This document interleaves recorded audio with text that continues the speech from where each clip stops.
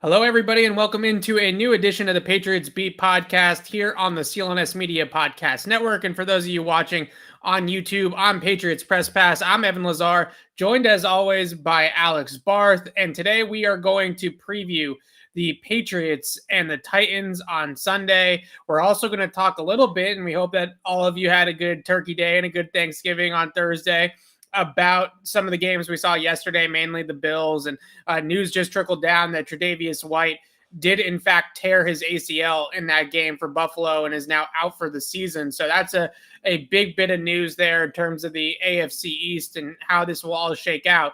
But I wanted to start with the Titans, Alex, and I hate taking opponents lightly. I hate it. I think it's stupid. I think it's any given Sunday in the NFL. I think all those things are true. I think the Patriots learned their lesson back in week 5 against the Texans about taking opponents and quarterbacks lightly, and Davis Mills almost beat them and almost put them in a 2-5 hole. So I think the Patriots have learned their lesson in a lot of ways of taking an opponent lightly. But if you look at how banged up this Titans team is versus how hot the Patriots are and how healthy the Patriots are right now, there is not a statistical trend. There is not an area of the Titans roster that's outperforming any area of the Patriots roster right now, outside of Mike Vrabel not being afraid of Bill Belichick, being 2-0 against Bill as the head coach of the Titans, and the Titans being an intangibles type of team. They're a tough, hard-nosed, fundamentally sound, compete hard, resilient football team. It is really difficult to talk yourself into the Titans winning in this spot. It just feels like this should be a Patriots win and cover type of situation. It does, but, the Patriots had what year was that, 18 or 19? I think it was 19, right, where the Patriots went down there, and they got smoked. They didn't just lose, they got smoked. Yeah. And the Patriots had a more talented team. Derrick Henry wasn't really Derrick Henry yet at that point. I think Mariota was still starting for Tennessee. So yeah, there's Mariota, no AJ Brown yet, right? Because he was a 2019 and I mean, then you go back to the playoff game in 19 as in 19, and obviously the Patriots had some internal issues going on at that point, but they were still a more talented team, I thought. And Mike Vrabel has been able to kind of put Bill Belichick in a blender at times. He has an intimate knowledge of what's going on in that building, and I think that's something the Titans can use to their advantage. Now, ultimately, it comes down to the players, and I think that if the Titans don't have AJ Brown on top of this, so not a little bit of breaking news. I know we don't have the siren prepared, but the Titans ruled out AJ Brown. He is not playing in this game on Sunday. So no AJ Brown, no Derrick Henry, no Julio Jones. Some of their secondary wideouts, if you will, or kind of set, 2s and 3s. Marcus Johnson, who looked pretty good for them for a couple of weeks there, rookie coming out. He's injured. He's not playing in this game. There's nobody for the Titans, like nobody. They have nobody on offense at the skill positions. And it's like I said, if it wasn't Vrabel, right, and if the Titans weren't punching above their weight at 8-3 for a team that is statistically not an 8-3 football team, it's really difficult to find an angle of Tennessee can win this game Tennessee can win this game if they play it this way, or if this goes that way, or whatever. Yeah, I mean, I'll give you a couple other big injuries here. I think Rashaan Evans, who I don't think he's played in a couple of weeks, but Rashaan Evans, a really good run-stopping linebacker, and obviously not having him is a big deal. And then Jeremy McNichols not playing. I mean, they're down to 2 backs at this point. I don't believe, let me look here. Oh, they did sign Rodney Smith onto the practice squad, I believe, this week. Yeah, they signed him. It's probably going to be Deontay Foreman, who's kind of been the best bat that they've had, other than McNichols, since Derrick Henry went down. Well, it's just a matter of, you have Deontay Foreman, who's not bad, Dontrell Hilliard, and then the practice squad back. Like, that's not a lot of bodies. Yeah, that's not. I talk about this a ton. That at that position, it's as much depth as anything else. And they don't really have that. And I don't know that they have the depth at wide receiver. They added Golden Tate this week. I'm on record as saying I love Des Fitzpatrick. I still do, but I don't know about, he's, what is he, their number 1, number 2 receiver right now? I guess Golden Tate coming off their 1. Golden Tate coming off the practice squad might get 10 targets in this game, right? Because without AJ Brown, without Julio Jones, and you look at what happened last offseason to a degree. And I know that Johnny Smith hasn't exactly been a hit for Bill Belichick in free agency just yet, but Corey Davis and Johnny Smith both get huge contracts and they walk. They tried to mitigate that by trading for Julio Jones, and now he's on injured reserve, and Julio hasn't exactly been the player that they were hoping that he was going to be regardless of the injuries. So this Titans team was already a little bit shorthanded in the skill position groups as it was, based off of what happened last offseason, based off of the injuries in the season now. Now no A.J. Brown on top of that. If I'm the Patriots, I'm thinking, that's the title of the show, right? The Patriots are at a point now, because of this 5-game winning streak, because of where they are in terms of execution level and all that kind of stuff, where we should be expecting them to win this game. They're at home. Yeah. The Titans have nobody. The Patriots should be expected to win this game. And now losing this game, I don't care how much they win by, right? I'm not going to get into, if you only win by 3 points, it's not impressive. A win is a win, right? But now they should be held accountable for winning a football game like this, because the Titans are just decimated by injuries. Yeah, and I mean, you look at kind of what they're doing. I think if you're the Patriots, the plan is easy. Get up early. Yeah. Because they don't, they still have all their tight ends, but they don't throw the ball at tight ends a ton, especially down the field. Anthony Fersker is their leading receiver among tight ends, 19 catches for 138 yards. I mean, that's not, they're thrown underneath to those guys off play action. Those guys are the check down options off play action. So if you can get ahead and take the running game out, because I do like Donta Foreman. The offensive line's okay. They're banged up there as well. But if the Patriots, you just can't. It's almost like going back to the Falcons game now, I feel like, where that was the taking care of business game, right? That's kind of what this is. Get up early, force them to be predictable, force them to throw the ball, and you should be fine. I think that's where you're at this point. And just, Mike Vrabel's a much better coach than Arthur Smith. I don't think anybody's going to disagree with that. So just hope, be on the offensive side of the ball. Don't turn the ball over. Vrabel's going to have something dialed up and don't play in his hand. Vrabel just seems to be the only thing going for the Titans right now, is that his somewhat institutional knowledge. I think it's a little, he played for the Patriots 20 years ago. So it's not like he has a ton of institutional knowledge, but at least some of it. He's not afraid to come in here and play Bill Belichick and play the Patriots. And like you said, this feels like a game where every trick play that the Titans have in their playbook offensively is in play on Sunday. It's going to be really difficult for them to make yards on the offensive side of the ball just by going head to head against these Patriots defenders, right? The Patriots are going to have a lot of advantages when the Titans have the football. So trick plays, double passes, double reverses, running backs throwing passes, wide receivers throwing, whatever they have, right? Whatever they have in that book, they're going to bring out. Now, I want to talk about the Patriots offense against the Titans defense. The Titans defense has some injuries on it too, but most of their main guys, it sounds like Harold Landry is going to play in this game. Jeffrey Simmons is playing. Byard's playing. So they have most of those guys on the defensive side of the ball. This isn't an analytics darling of a defense. Football Outsiders and DVOA thinks they're okay, 12, 13, somewhere around there, and EPA and DVOA and all those types of metrics. So not an elite defense by the metrics, but this is a very hard-nosed, tough, sound run defense, a group that you're going to have to execute well against and block well against in order to move the football.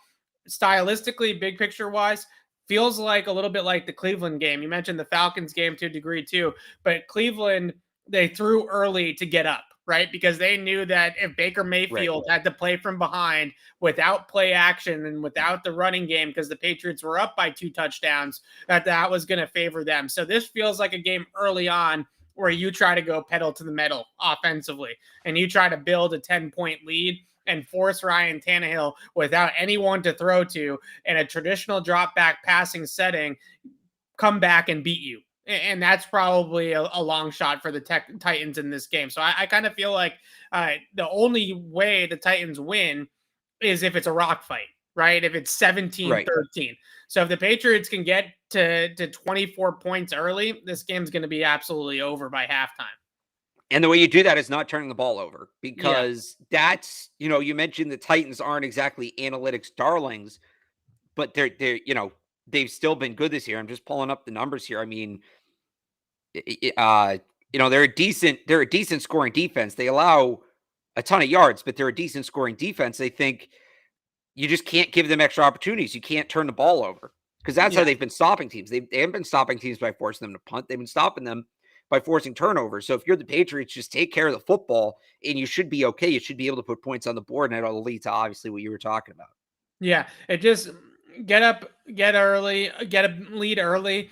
I think Belichick said it. I was really glad he said this, because I wasn't 100% sure if Bill was in this camp, right? But this morning he was asked about the running game being the Patriots' identity offensively, and he mentioned that you can only run the football if you run it successfully, right? If you're gaining 1 or 2 yards a carry, then you can't keep smashing your head against a brick wall. And he mentioned that Tampa game earlier in the year where they just decided, we are not going to be able to run the football effectively. Let's throw it out and let's drop back and pass. And in this game, I don't know if the Titans' run defense is quite as good as what they saw with Vea and Sue in Tampa Bay. But over the last 6 games, the Titans have only given up 84 rushing yards per game. And they're very, very good run defense. They're very, very stout run defense. They got good players at the first and second level of their defense to go up against the run. But the Patriots have a strength in the running game as well. So I kind of pick this as a little bit of a strength on strength for the Patriots running game against the Titans run defense. I think if the Patriots can run the football on Tennessee effectively and lean on that area of their offense, that's really bodes well for them coming down the stretch here, that this run offense is for real and can do it against even good opponents.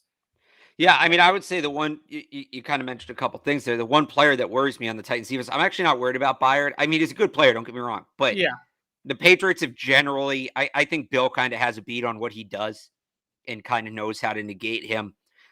Jefferson Simmons is a really good player. I mean, we've talked about all the damage Barmore has done in the middle this year and how tough that is to defend.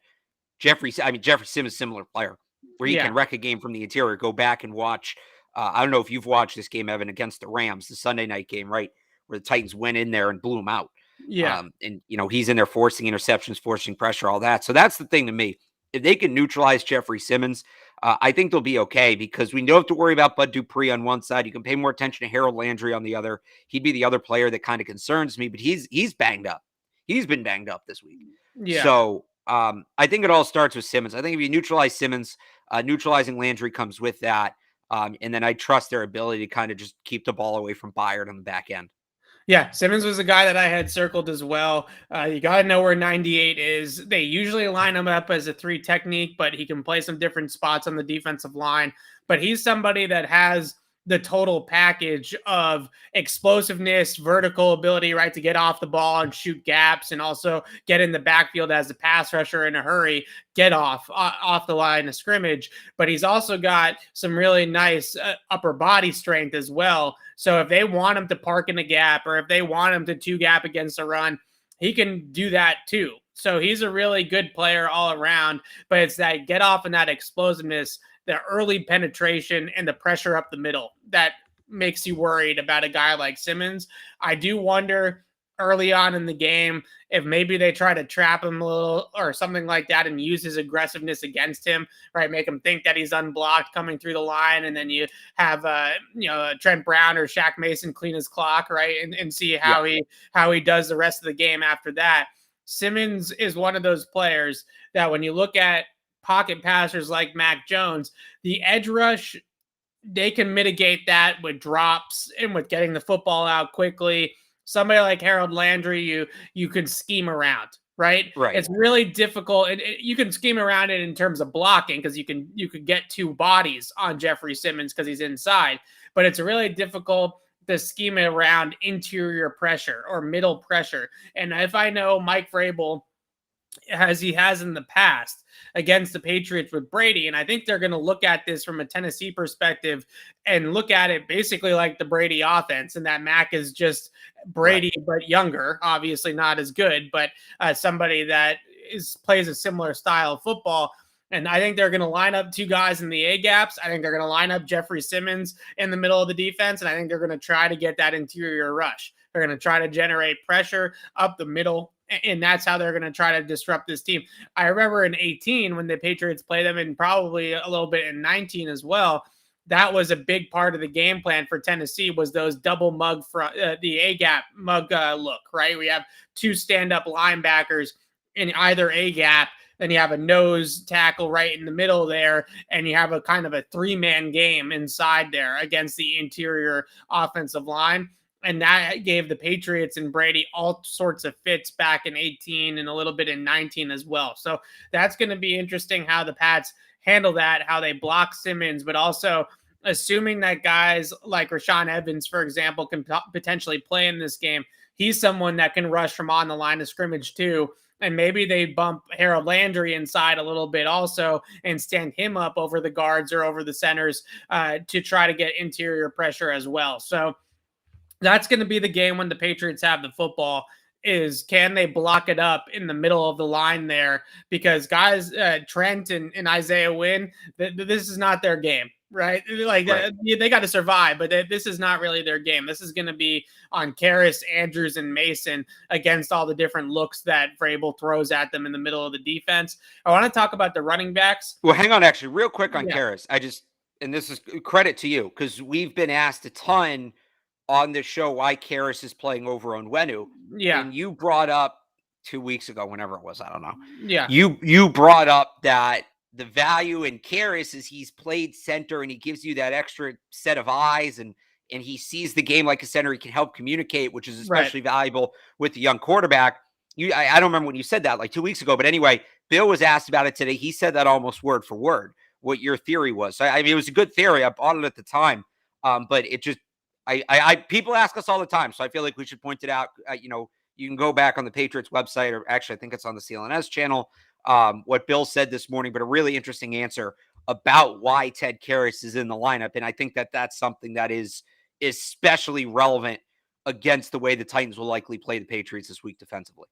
Yeah, you look at the interior pressure. One of the blitzes that gave the Patriots all sorts of fits in the beginning of the season was they were wrapping in, the guys on the line of scrimmage were wrapping inside, and the off-ball linebacker was blitzing and twisting with those to form a stunt, right, of the middle. And the Patriots were having all sorts of trouble passing that off, right? They just couldn't figure out how to pass that off inside. Ted Karras comes into the lineup, and that blitz has not been a problem since, right? The Falcons snuck a few guys into the backfield from the defensive backs, right, from the secondary blitzing. But first and second level pressure, they've done a really nice job of getting hat on a hat more times than not in those types of situations. And that definitely points to the fact that you have essentially three sets of eyes, because you have to count Mac Jones in that set of eyes as well, right? So you have Andrews making the calls, you have Karras quality checking Andrews, and then you have Mac quality checking everybody, right? So it kind of goes through three different people before it gets called. And then you also talk what Belichick talked about this morning, which was post-snap reactions, right? Because you can't always call out every blitz or every stunt before the ball is snapped and say, oh, this stunt's coming, this blitz is coming. Sometimes you have to react to it on the fly. And Karras has a great awareness and just great IQ once the ball is snapped to be able to react to those types of looks that they're throwing at them. So it's been a glue guy for their offensive line, 100%. He's kind of brought this whole thing back together. I think Isaiah Wynn's played a lot better as a result, as well, with Karras next to him instead of Mike Onwenu. And it's a bummer that they have to take a guy like Onwenu off the field because he's so talented, right? I mean, he's such a good player. But at the same time, you can tell from a communication standpoint and from just a being on your P's and Q's standpoint, right? Making sure that every I is dotted and T is crossed. Having Ted Karras in there has really changed a whole lot about this offensive line. Let's talk about the backfield and the splits that we're going to see with Ramandre Stevenson and Damien Harris. Damien Harris was asked about this today. Thought he gave a pretty good answer, and just in terms of if Ramandre runs well, it helps me run well, not only because it motivates him to run hard, but it also spells him and gives him more energy to go out there. Damien Harris played like this at Alabama, right? Alabama always had 10 different running backs that they would cycle in there. And he played with Josh Jacobs. He played with a bunch of different guys. Kenyon Drake, I think, was there at that time too. So he's pretty used to being in a committee. But how do you feel that this committee is going to shake out going forward? Are we ever going to see one guy pass the other? Or is this always going to be Ramandre gets 12 carries and Damian gets 10, right? Basically an even split. I mean, that's what it should be. I think if they start leaning one guy, maybe if there's one game, one guy's a better matchup. But I think if over the span of multiple games, they start leaning heavily on one guy, I think that's a mistake. I think that's alarming because the thing about these power backs, and don't get it confused, obviously, Damien Harris and Ramandre Stevenson can move around a little bit. But the thing about these power backs is the fresher you keep them, the more effective they can be. It's, just chipping away throughout the game. And when you have this defensive front that's taken blow after blow after blow, and your running backs maybe haven't doled out as much and they have a little bit more in the tank, that's going to help you late in the game. It's kind of what they did in 2018 with Sony and Rex. So yeah. I think they will continue to split the backs relatively evenly. I think they should continue to split the backs relatively evenly. I know people don't want to hear that because it doesn't help their fantasy team, but boo-hoo, nobody cares. It's the right thing to do, and they should keep doing it. Yeah, I could. That pretty much hits the nail on the head. Can't sum it up any better than that. It's the right thing to do. There's no reason. You have two good backs.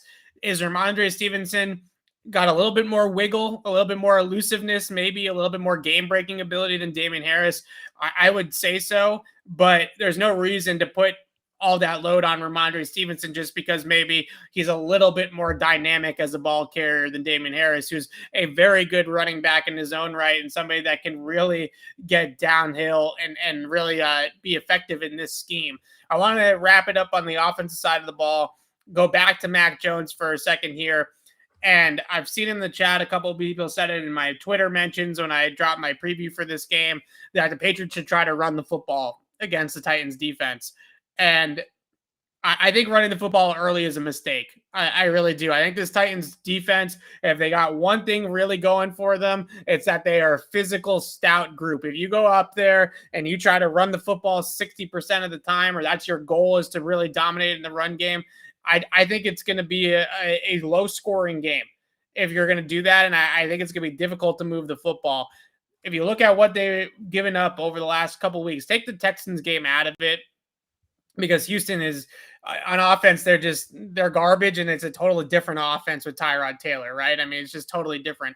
If you look at what they've given up in the passing game, there are opportunities certainly to throw the ball down the field against this team. And just a few weeks ago, we saw last night, Alex, Trevor Siemian against Buffalo, and that was terrible, right? I mean, that was a terrible quarterbacked game. 2 weeks ago, Trevor Siemian threw for almost 300 yards against this Titans defense. So I do think Mac can throw against this team. They run a bunch of different coverages. They do run some single high cover one. They do run some 3. They do run some 2. So you got to have a good feel of your post safety, split safety looks. And if you can get some over on them like the Saints were able to do, then they have some tendencies that you can attack. And the Saints really had a nice feel of the coverage beaters that they could dial up against the different types of looks that Tennessee was going to give them. And as I mentioned, 298 and 2 touchdowns for Trevor Siemian in that game a couple of weeks ago. And I refuse to believe Trevor Siemian threw for almost, just side note, I refuse to believe Trevor Siemian threw for almost 300 yards in a game. I will never forgive Trevor Siemian for last night. It was a really good day of football. It really was. Like, say what you will. I enjoyed the Bears-Lions game. As like a first game of the day, it was close. There were interesting players making plays. Like, I enjoyed that game. Obviously, aside from the flags, Cowboys-Raiders was good, but it was competitive throughout the game, which is fun. And then Trevor Siemian just shows up and does what we all do on Thanksgiving after dinner. But the difference is we do it with the bathroom door closed. He did it on national television. And I thought maybe the Bills would lose. And, oh, what a great Thanksgiving this will be. And he goes out and does that. there's no need for Trevor Siemian. The NFL should be beyond the use for Trevor Siemian. Everybody said, oh, maybe Bill can't coach without Brady last year. Well, then you better think, you better be calling for Sean Payton's head, because if he thinks Trevor Siemian is the answer over anybody, I don't know what was up with we went Taysom. over this. Trevor Siemian's his third option at best. He wanted Jameis. Jameis got hurt.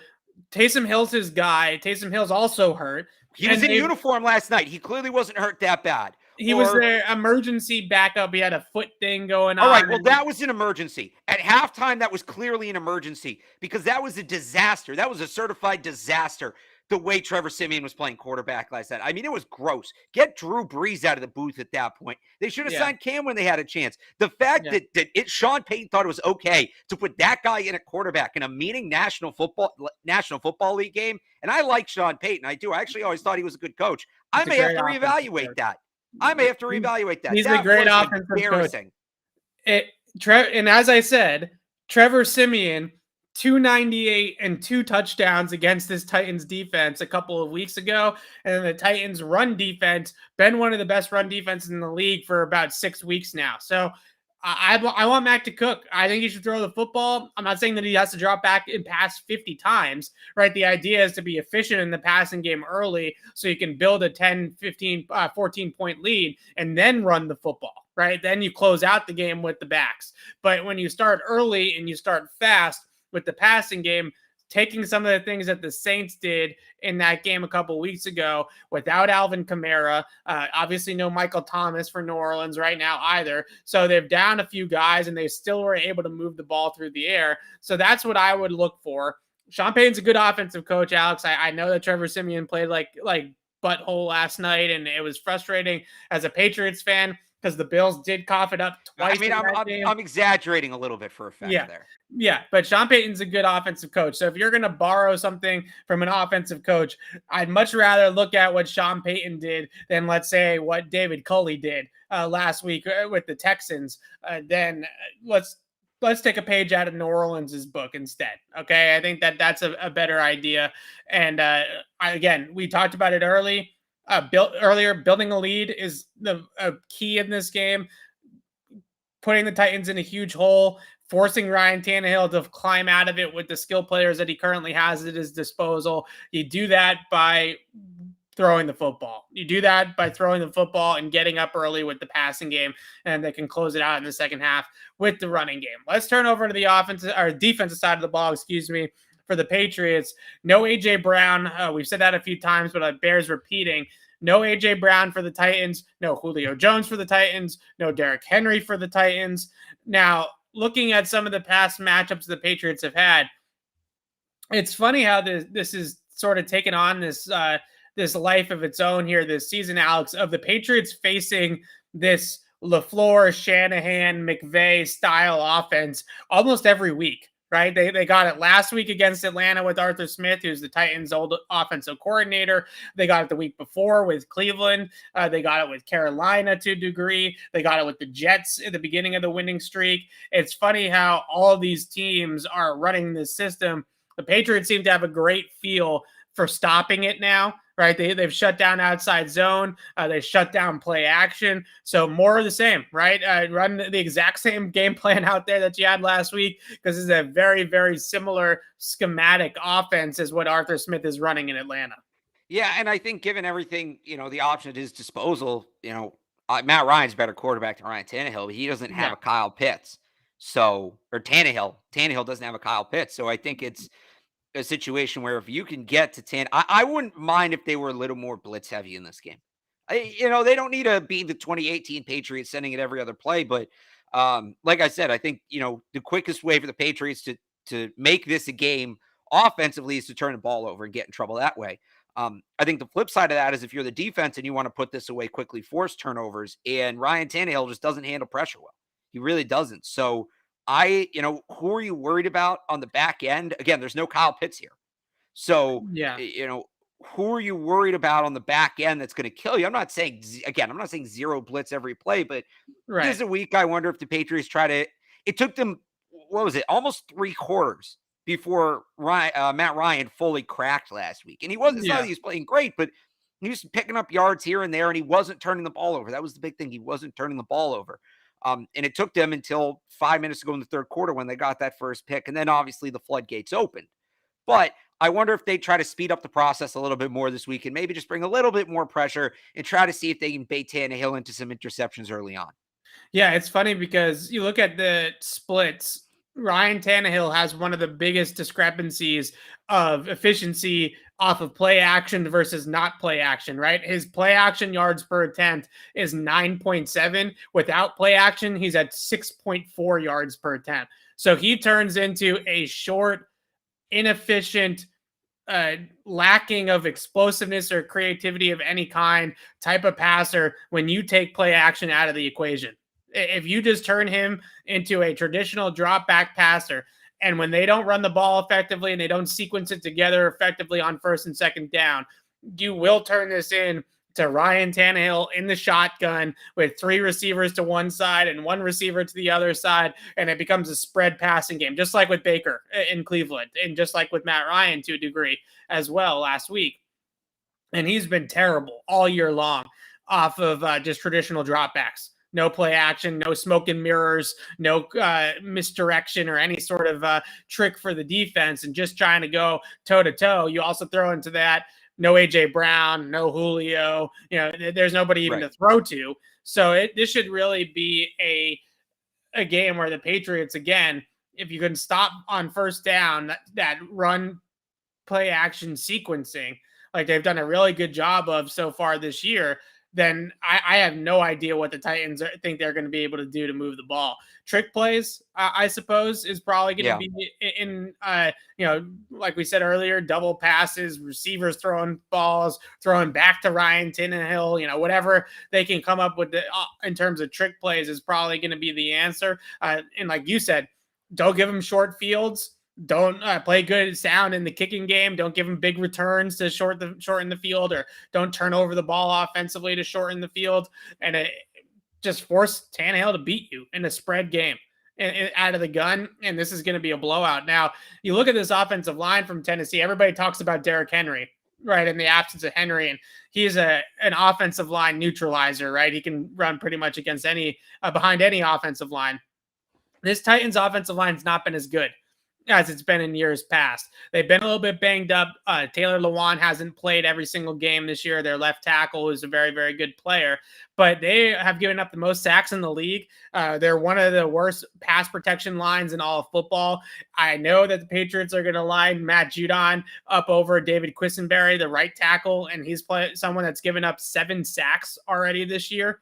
So that's a matchup that I would look for in passing situations. The Patriots trying to get Barmore and Judon over on the right side away from Lewan and have him go one-on-one against Quisenberry, who's not very good in pass protection. And you look at how the Patriots have played as a defensive front in the last month plus, right? The last 5 games. This could be another really ugly game in terms of the Patriots just dominating in the trenches, because this is not the Titans offensive line of a year or two ago. That was one of the best in the league. Yeah. And again, that kind of goes back to my point where make them beat you with what they can't do. And that's where I go to the blitz, because you're talking about a team that with play action, longer developing plays behind an offensive line, and they developed this offense behind an offensive line that was much better than the one now. I'm putting it on the offensive line to win this game for the Titans. Like, if I'm the Patriots, right, if I'm Bill Belichick and I'm scheming this up, all right, well, how are the Titans going to have to beat us with this game? Like, let's make a game plan where they need the game of the year from their offensive line to beat us. Like, I'm putting this all on the offensive line. And hey, if they all have a career day, they all have a career day. Sometimes that happens, but I'm attacking the as much as we talk about they don't have the wide receivers, they don't have the running backs. Cool, they don't have those guys. I'm not as worried about them. I think if you have general football philosophy, and this, I guess this is kind of a no-brainer, but like, if you have less at the skill positions, the defense is less to worry about. They can attack more at the offensive line. I think any defensive coach, if you ask them, would like to attack, put as much stress on the point of attack, as much stress on the offensive line as possible, right? If you knew you had 5 skill position players who couldn't catch the ball, couldn't run, couldn't move, you'd blitz 11 guys every time, because why the hell not? So right. I think this is a game where you kind of just lean on that philosophy, and it's just put all the pressure on the offensive line and see what happens from there. Yeah, Tannehill's got good numbers against the blitz this year, but that's with AJ Brown and with Julio Jones, and a lot of those numbers, I'd have to look and see what the splits are in the last 3 weeks, right? I don't know if those numbers would go down, but he has been good against the blitz this He year. struggled against the blitz last week. Yeah, so maybe that is a factor of the early season numbers inflating the number overall between now.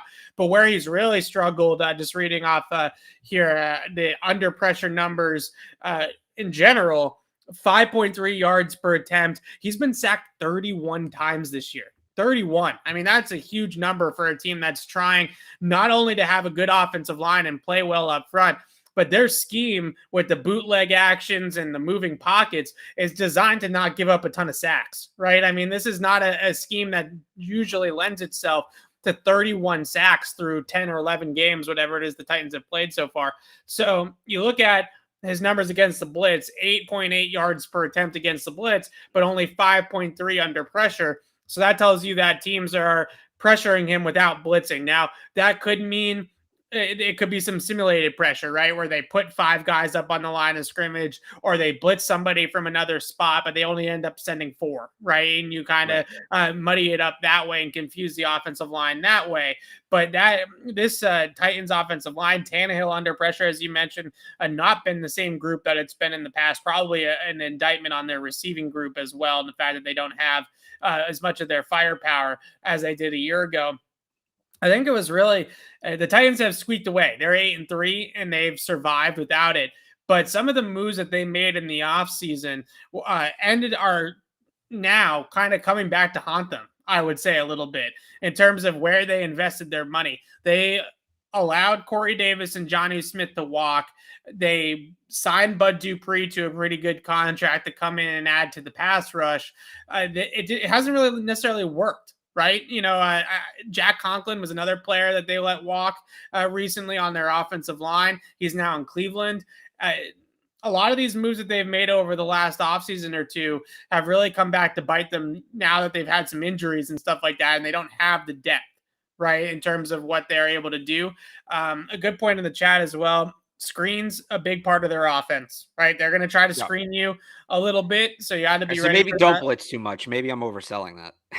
I wouldn't worry too much about the screens because when you put that much screens on tape, the Patriots have something ready for it, right? That's true, that's good. They're going to be prepared for that. They're going to be in the back of the head. What I would be more concerned about is the unpredictable nature of an offense that's so shorthanded. I don't know. We tried to talk to ourselves into Atlanta putting together offense last week. Remember a few weeks ago when they played Carolina, we were talking up PJ Walker for like 20 minutes on the show. Still think that was justified. I think we were proven right.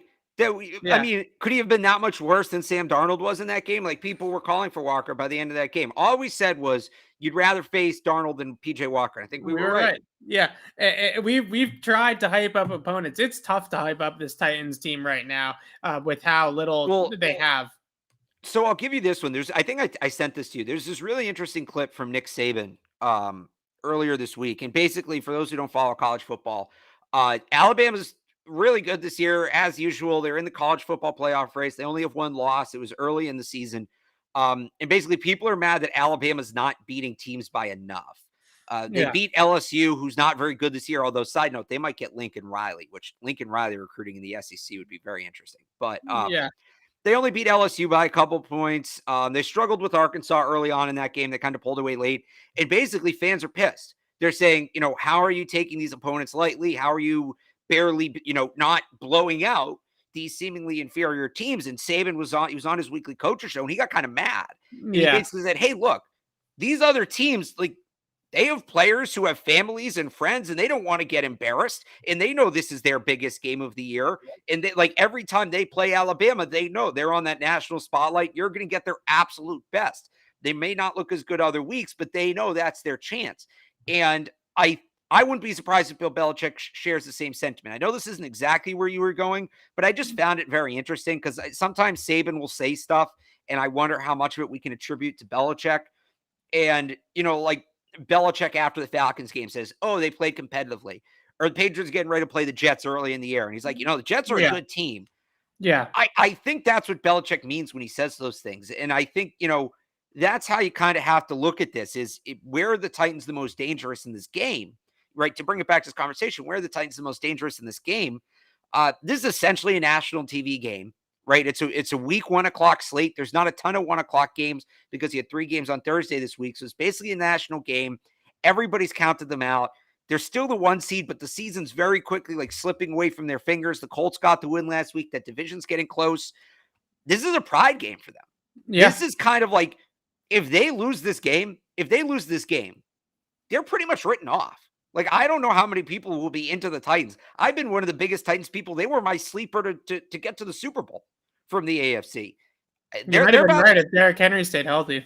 Well, it happened. I think I put the injury. Obviously, I put the injuries. Yeah, everybody's got injuries. But no, your point is spot on, because this is what I was basically saying at the beginning. And then, real quick. And then you add on to that, a team that's super motivated, one of the best coaches in the league, and a coach in this specific matchup who knows the other side intimately, in Mike Vrabel. That is a little bit dangerous. That is where the concern is, I think. Yeah, this is exactly what I was getting at the beginning of the show, was the angle that you could sell yourself with the Titans is that Vrabel coaches very, very tough against the Patriots, right? He's beat them twice in the 2 matchups that they've played since he became the head coach down there.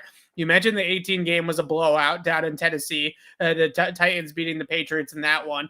And you talk about the nobody believes in us angle. And Belichick was probably, I would say, the guy that taught Mike Vrabel how to play the nobody believes in us card, right? That was the guy back in 2001, early on in the Patriots dynasty. That's a card that Belichick plays even now. Right, 18, they basically won the Super Bowl on the nobody believes in us mantra. Remember, Brady gave that interview, nobody thinks we can win, so we'll see what happens. Right. Yeah. So I guarantee you that on Saturday night, before the game, when they have that team meeting, the Tennessee Titans do in their team hotel down in on Route 1 somewhere, or Boston, or wherever they're staying, Mike Vrabel is going to put up on the screen the national analyst pick 'em, right? The ESPN or whatever, and it's going to have every single person picking the Patriots to beat the Titans, and he's going to say, see, nobody thinks we can win this game, might as well not show up, might as well not even try, right? And he's going to have his guys ready to play. That's the angle, the intangible angle of this. Is not one on a spreadsheet. As much as I love the math, and as much as I love all the analytics and talking about all of it, that football is a bunch of human beings on a field. That's right. And in this game, that cannot be more true, because the Titans have absolutely no business winning this football game. None. That's what Vrabel's going to tell them. Right. They have nobody healthy. They're the inferior team. The Patriots are the hottest team in football. They're on the surface of the sun right now in terms of how hot they are, the Patriots. I mean, in all 3 phases of the game, you could not be executing better than what the Patriots had over the last 5 games. And that's the one angle, is Vrabel's going to play it up. And Vrabel's not going to be afraid. Vrabel's going to have some trick plays. Vrabel's going to tell his guys to, nobody believes in us. You got to shut everybody up. You got to take the world by surprise. And maybe the Titans can do that, because they are a team that has followed the personality of their head coach since he became the head coach there. They are a team that is very, very, very locked into Mike Vrabel, right? And he's somebody that really does dominate that locker room. So I'll give you a very interesting comparison here. Remember 2016 Patriots Thursday Night Football against the Texans? Yeah. And they were down like 3 receivers. They were down some linebackers, and they only had 1 quarterback on the roster, Jacoby Brissett, at that point, because Jimmy hurt his shoulder, and Brissett had a broken thumb, and everybody basically knew it, that he wasn't going to be able to throw the ball. I think he only threw the ball like 7 or 8 times in that game, right? And they go in and they shut out the Texans 27-0. That was a game the Patriots should not have won. That was a very good Texans team in 2016. Patriots shut them out without a quarterback. Guess who the linebackers coach was for the Texans that night? Mike Vrabel. That's right. If I'm Mike Vrabel, I'm pulling that game up. Yeah. I'm pulling that game up and saying, hey, they did it. They did it. And now, look, you got everybody talking about Patriots Bills next week and what a big game that'll be. Right. They're overlooking you. Like the greatest, just because it's not totally relevant, but I mention it whenever I can because it's a top 5 Belichick moment of all time. Before Super Bowl 39, when he talked to them in the hotel, and he gave them 39. When he talked to them in the hotel and he just read them the Eagles parade route and kept saying, like, in case you want to go, in case anybody's interested, like that to me is what Vrabel's going to do. That to me is what he should do. Yeah, I agree. He's going to put up Dan Orlovsky or whoever it is on ESPN talking about how great Mac Jones is and how Mac Jones is the second coming of Brady and all. Yeah, Vrabel knows what he's doing. He's learned from the best. He understands. Now, all we're saying is not necessarily that the Titans are going to come in here and pull off this upset. But if you're the Patriots, you got to be aware of that, right? You can't take the opponent lightly. You can't take them for granted just because they are banged up and they don't have anybody coming in here to play other than Ryan Tannehill and a couple guys on defense. You got to still go out there and take care of business and take them seriously because they do have some talent. They are very, very well coached. They do play hard for their head coach as well. And it's a resilient group. That's what Devin McCourty said on Tuesday. Right. So the thing that's impressed me about the Titans the most is they are a very, very resilient group, that they have not caved. A lot of teams would cave when you lose Derrick Henry and you lose your best player. That'd be it for a lot of teams. Right. A lot of teams would say, well, we don't have Derrick Henry anymore. We don't have our MVP. There's no way we're going anywhere this year. Let's tap out. The Titans have not tapped out, and you got to give them some respect for that. Anything else on this game? I want to talk about the Bills game a little bit and the Thanksgiving Day games, but anything else you want to wrap it up here? No, I think that's pretty much it. All right, we did it. All right. So did we discuss the weather? That's one angle. It's supposed to be, it's going to be cold. I guess that's an interesting angle. It's supposed to be 45 degrees throughout the game. I actually looked this up yesterday. It's not that cold. Well, so it's going to be so we were asking Mac Jones about this week because Mac grew up in Jacksonville, played college football in Alabama.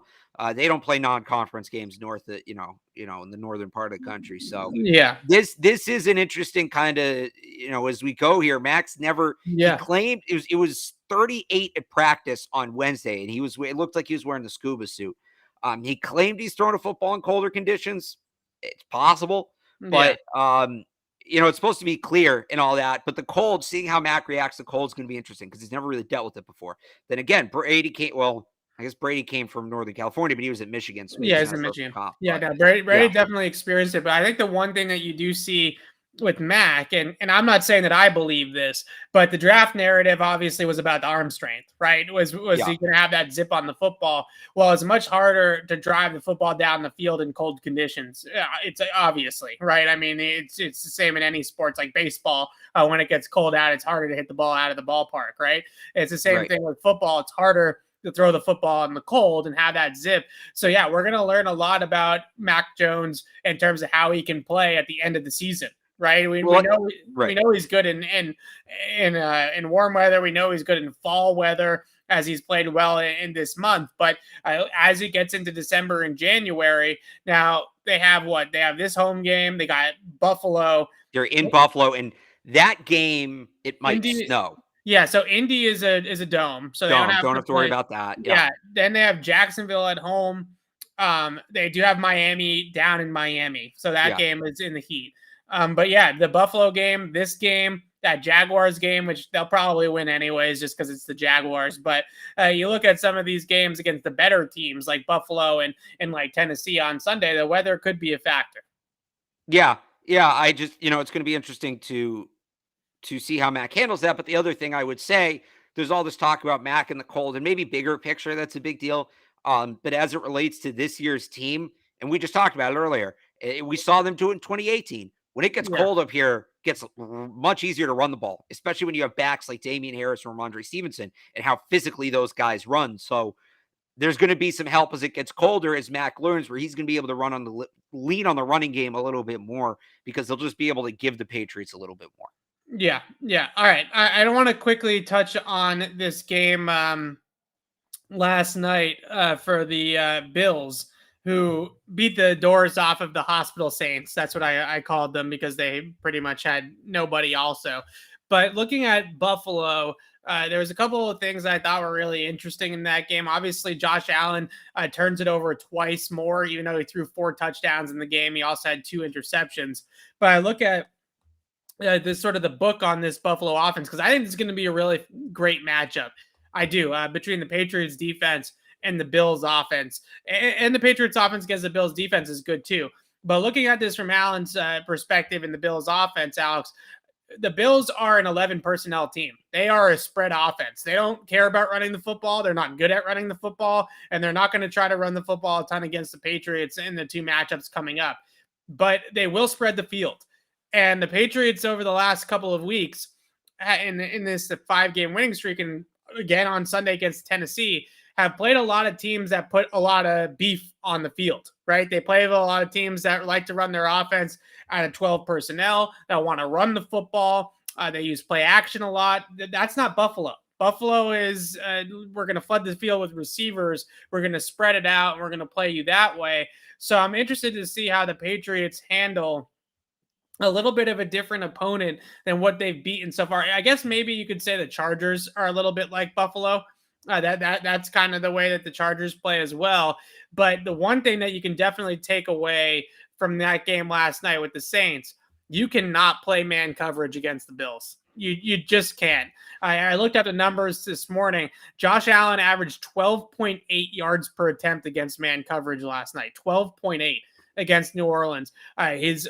They got good receivers. It's really difficult to match up with Diggs and Sanders and Knox and all those guys in man all game long. Allen's got legs. He's got mobility. It's very difficult to contain him in the pocket. He can extend plays and make man coverage defend for longer. This is a team that you have to play zone against them and take away the big plays. You just can't play man and let him dice you apart by letting his receivers gain a lot of separation. Well, and good thing the Patriots have been playing a lot of zone, I guess. Yes. Right. And Josh Allen struggled against zone. It's not that he's just been good against man. I think you could argue he's been bad against zone coverage. So I think that game plan at this point is pretty clear, right? Yeah. Yeah. It's crystal clear. You look at what the Colts did running the football too. And I know the Bills had a defensive line coming to Jesus type of meeting or something like that after the Colts game to let's not let that happen again type of meeting, right? They gave up on the ground against Indy, but looks like Indy gave you the blueprint, right? You play zone on defense, cover 2, cover 3, cycle through those, try to get Allen to hold the football, try to get him to anticipate throws over the middle of the field and throw a touch and timing instead of just seeing guys open against man coverage and rifling it downfield. And then you obviously run the football against this front. Tre'Davious White out for the season. I wanted to hit on that as well. From a matchup standpoint with the Patriots, an outside corner going down for the year, maybe not the most important thing, right? I mean, maybe not. Right. But I think that you look at how Tre'Davious White and how that defense runs through Tre'Davious White a lot of the time in the secondary. But I actually think their secondary, I think Micah Hyde and Jordan Poyer are a lot of that backbone as well. The way that the Bills play defense with their safety rotations, the 1 high, 2 high stuff. I don't know how much specifically in matchups against the Patriots, Tre'Davious White's injury means. Now, in the bigger picture sense, in terms of long-term for Buffalo and winning down the stretch in other matchups, maybe it matters a lot more in terms of when they go up against teams that have better outside receivers. I mean, they got the Bucs. They got the Bucs in 2 weeks. So, I'd even say the Panthers, the way, if Cam's giving them a little bit, guys like Robbie Anderson, DJ Moore, you're going to want a good outside corner. And they closed with the Falcons and the Jets. So I guess whatever. But yeah, I think that's a pretty big loss. I mean, I got a text from a friend last night who's a Bills fan. I had the Egg Bowl on when that play happened. I just got a text from a friend who's a Bills fan, goes, well, there's the injury. Congrats on the division. So that kind of tells you how Bills fans feel about it. Maybe not as big of a head-to-head loss. Although at the same time, they could have used Trey White on Hunter Henry in the red zone. They did some of that stuff, and that's obviously a big loss. But in terms of the overall, I mean, it's more than the head-to-head. Especially because they're more likely than not to split those games. So you look at, who's going to steal a game somewhere down the stretch. And I think Tampa is a game the Bills could potentially steal. That's a lot harder when you don't have Tre'Davious White. Yeah, I think that game really is a bigger one, maybe for the White injury. If you're the Patriots, though, I think Tre'Davious White going down, like I said, I guess, now Nelson Aguilar maybe has a potential to have a bigger game, or Kendrick Bourne or N'Keal Harry or whoever they play as the secondary outside receiver. That player would have a bigger chance of having a game to go against the depth of that Bills cornerback room. I haven't done a ton of studying on the Bills just because Patriots haven't played them yet. I don't know if their depth at corner is all that great. So maybe their fourth corner now has to play, right? And because they are a nickel defense for the most part. I don't think they have great depth. I'll tell you right now. I'm pretty sure they don't have. They got Dane Jackson, Teron Johnson, Cam Lewis, Siren Neal, Levi Wallace. Yeah, so Levi Wallace is their number 2, right? He's a good player. He's more of a slot corner. Yeah, he's like go up again. Well, they play a lot of zone, so it's that's true. Okay, yeah. There's they don't, like when the Patriots had Gilmore and Jackson. Like they don't have that. They don't have that kind of guy waiting to step in. Yeah, it doesn't hurt, right? It doesn't hurt in terms of the Patriots' outlook here. It doesn't hurt. Teron Johnson's their nickel guy. He's really good in the slot too. It doesn't hurt that they don't have Tre'Davious White by any means, but I don't know. I think that if you had told me that the Bills lost, last week, for instance, against Indianapolis, the Bills play without Tremaine Edmonds and they gave up 250 yards rushing, right? That seems to be, if you told me that they lost a guy in the front 7 like Edmonds or Oliver or, Mario Addison or one of their big guys in the middle of the defense, I would have said, oh, well, that means something, or Hyde or Jordan Poyer. The outside corner, it stinks for Buffalo. It stinks for a good player. I don't know if the Patriots necessarily benefit all that much from it in the matchup standpoint. Okay. And the Dallas Raiders game, I just really want to quickly get this off my chest. The amount of penalties that were called in that game was a disgrace to the NFL, right? And that last defensive pass interference, that's definitely pass interference. He made contact. He had his back to the ball, didn't turn and look for it, and then initiated contact. But the point is that we are seeing a high number of games, in my opinion. I don't have the stats to back this up. This is just a feel thing. We are seeing so many games decided by defensive penalties, right? I mean, look at that Bears game, right? A few weeks ago against Pittsburgh. Right. That game gets decided, Cassius Marsh and all that stuff. Just bogus, right? And I just don't want the refs deciding the games. That's it. And I get that you can't, pass interference is pass interference and you can't not call it and all this. Well, don't call it so tightly, right? I mean, in terms of the entire game, I would say let them play a little bit. It's just infuriating to see these games get decided at the end of regulation so often by, here's a 30-yard defensive pass interference penalty on 3rd down, right? I mean, it's just killer. Right. Yeah, but I mean, like that was a penalty. You could argue Zay Jones makes that catch, has the ability to make that catch if the corner has to turn around and make a play on the ball, right? So it's hard to, like, where do you draw the line, right? Where do you draw the line? And it's unfortunate, but it also feels like the way that offense has been babied the last couple of years, defensive technique has fallen off. So the NFL kind of did this to themselves. How many corners in the league really know how to defend that play? So I don't know. That one didn't bother me too much. I think there's too many flags overall, but yeah, this is actually low-key one of the best things that the Patriots do is play the ball from out of phase. Like the Patriots never get called for those DPI. Not never, but they hardly ever get called for those DPIs because the problem for Brown, the Dallas corner, is that he's playing outside leverage. He's playing the crosser coming over the middle of the field, and he's playing it from a trail technique or an out of phase position. So if he looks back for the ball, then he's toast, right? I mean, it's like when you have a base runner in baseball trying to steal second, you say, don't look in, right? Don't peek in at the catcher because that slows you down. When you look at sprinters, when they come off the line, their head is straight forward and they are really head down trying to explode out of the gate there. Same thing with cornerbacks. The second that you try to teach guys, okay, in order to not get flagged, you have to turn your head and look for the football. That's when you get burned, right? That's when you get burned from that position. So they can't turn around. then the ball gets underthrown and the receiver works back to the football. So in a split second, you have to slow your entire body down and make an adjustment there. And so I don't blame the officials for making the call because it was the right call. I just think the way that the rules are written and the way it's being officiated makes it almost impossible for some of these defensive backs to play defense. And I think that that's a really detriment to the game in general. But that's my rant on that game.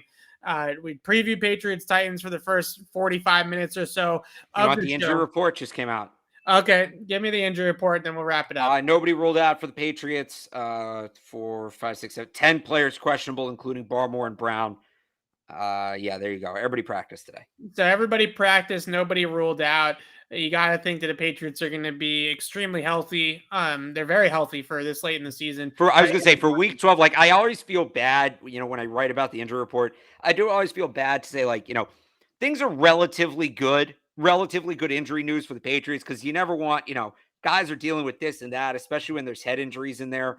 You never want to say it's relatively good, but in the world of football, to have 10 players questionable in week 12, all of them practicing, that's pretty good. That's pretty good. A lot of teams, look at what's going on the other side, right? A lot of teams would give a lot to be in that kind of situation. Yeah. So let's hope the good health continues for the Patriots. And so often, Alex, these NFL seasons, sometimes it's not the most talented team at the beginning of the year. It's a war of attrition, right? It's the team that stays healthy all year long, the team that's healthiest and playing its best football at the end of the year. It's certainly setting up for the Patriots to be one of those teams that is doing just that at the end of the season here and with good health. So we will have you covered, myself, CLNSmedia.com on Sunday from Gillette, Patriots, Titans, Alex on 98.5, the Sports Hub, Patriots, Titans coverage there as well. And then we'll be back on the podcast on Tuesday to recap this game against Tennessee. And then next week, obviously, the Monday night showdown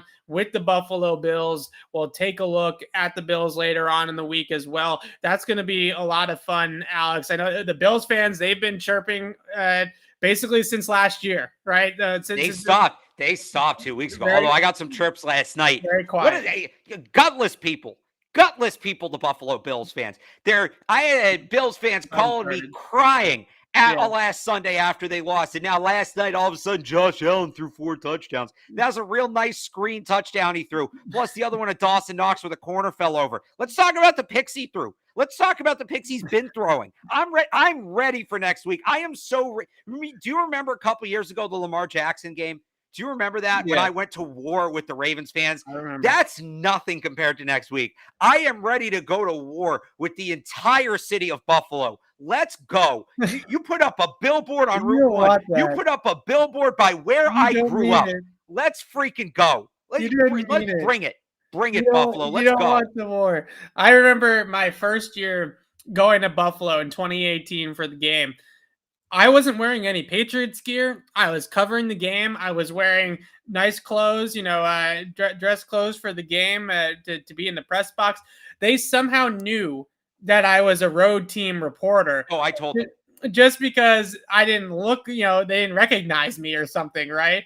And they started attacking me, not like physically. I just mean, verbal harassment, right? On my way into the game. I don't even know how they knew I was a Patriots reporter. It was hilarious. I agree the billboard was premature. We got to get him back for that. Full disclosure, Alex and I both went to school in upstate New York. So we have a lot of friends that are in Bills Mafia, that are Bills fans as well. So it's always a good time to have these arguments with them. We said it last week when they lost to Indianapolis. Buffalo crowned themselves. They crowned themselves last year. A lot of people, not just them, a lot of people crowned them, and they ran with it. Yeah, they crowned themselves. They allowed the NFL world to crown them. They allowed the NFL world to crown Josh Allen, and they thought that they were going to win this division in a landslide for the next 10 years, and they weren't going to have any competition, and they were going to easily win it and go to 6 Super Bowls and all this kind of stuff. And now, look where we are now. Right? We're in a dogfight for the division. So it's going to be a lot of fun next week. Alex and I will break that one down at the end of the week. Tuesday recap show, Patriots, Titans. But until then, signing off for Alex Barth, I'm Evan Lazar. Thanks for watching, everybody. We'll see you next week.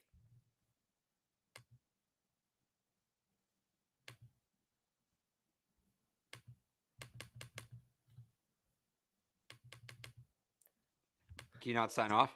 Yeah, no, it's not ending. All right, everybody. Well, should we just leave? How do we do this? Yeah. Oh, you leaving me with it? All right, bye, everybody.